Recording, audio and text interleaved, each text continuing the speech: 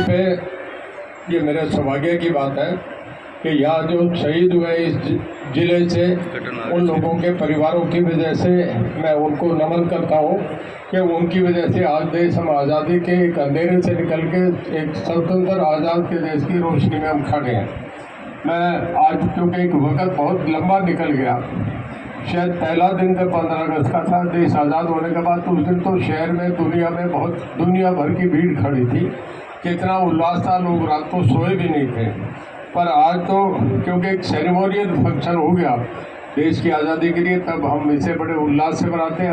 हमारी नई जनरेशन सीखती है कि देश आज़ाद कैसे हुआ था। ये उनके लिए एक नया अध्याय, एक नया लेसन है। अंग्रेज़ों के वक्त जो जुल्म हुए, जो हम पे जातियाँ हुई, उसके खिलाफ विद्रोह हुआ।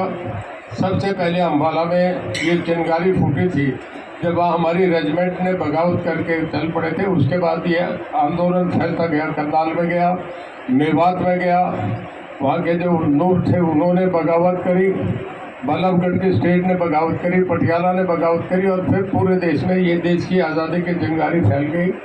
और 1857 के गदर ने नींव रखी थी, देश आज़ादी की तरफ चल पड़ा।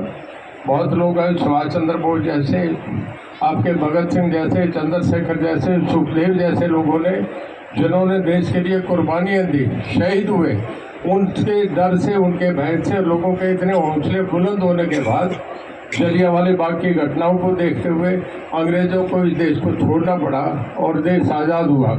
मैं आज उन सभी को, जिन वीर सपूतों की वजह से हम आज़ाद हुए, देश आज़ाद है, मैं उनको सबको नमन करता हूँ। मैं आपसे ये भी बताऊं, आज आज़ाद भारत में देश कितना आगे बढ़ रहा है। इस वक्त हम दुनिया के जो 5 बड़ी अर्थव्यवस्थाएं हैं उसमें हम एक हो रहे हैं। ये हमारे मोदी साहब की वजह से हुआ।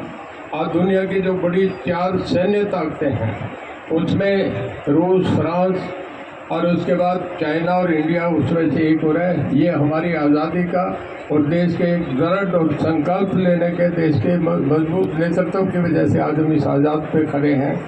हम हर जगह आगे बढ़ते जा रहे हैं। जैसे अब हर सब्जेक्ट में लोगों को, गरीब आदमियों को नए चीज़ें दी जा रही हैं। हर गरीब परिवार को जो 1 लाख से नीचे की आमदन में है उनको अंत्योदय कार्ड से लाभ मिल रहा है। उन्हें सिलेंडर फ्री दिए जा रहे हैं, उन्हें राशन फ्री दिया जा रहा है। जो आदमी इसमें नहीं बराबर आते उनको हर तरीके का सहयोग दिया जा रहा है। ये केवल एक आज़ादी में, स्वतंत्र देश में ये संभव हो सकता था। अब मैं आपसे बता रहा हूँ, बिजली विभाग में हमारी जो 4 कंपनियाँ हैं, पहली बार अपने इतिहास में प्रॉफिट में आई है। 4 कंपनी हमारे प्लस पॉइंट में चल रही हैं। आज हरियाणा देश का पहला राज्य बन गया है जिसमें सबसे बड़ा इंडस्ट्रियल हब बन गया। गुड़गांव, फरीदाबाद, मानेसर, पलवल, रेवाड़ी, इस इलाके में पूरे देश के जितने एक्सकावेटर्स बनते हैं उसका 64% हम पैदा कर रहे हैं। हम अकेला हरियाणा कर रहे हैं। और उसके बाद आप देखिए कि देश में जितने ट्रैक्टर्स बन रहे हैं उसका 37 हम पैदा कर रहे हैं।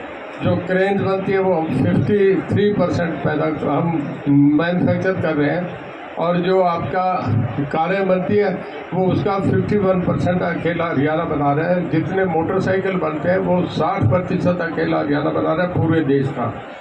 हमसे जुड़े रहने के लिए हमारे YouTube चैनल को सब्सक्राइब करें और नई वीडियो की नोटिफिकेशन के लिए बेल आइकॉन को दबाएं। अगर आप ये वीडियो Facebook पर देख रहे हैं तो लाइक जरूर करें और ज्यादा से ज्यादा शेयर करें। धन्यवाद।